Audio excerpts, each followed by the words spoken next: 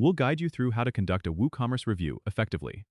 If you find this helpful, consider subscribing and liking the video.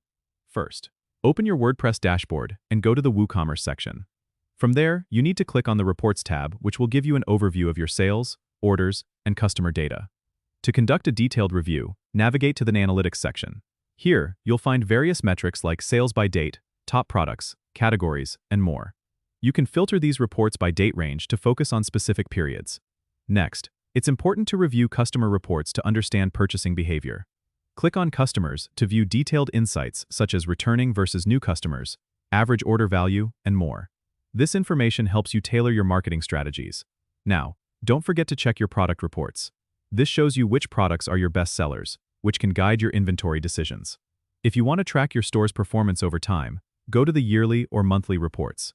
This will help you identify trends and make informed business decisions.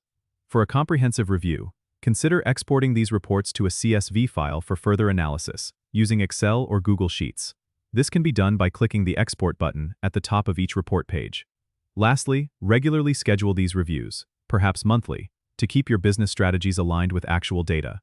Consistently monitoring these metrics ensures that you are responsive to changes in customer preferences and market trends. Don't forget to subscribe and comment if this helped you out.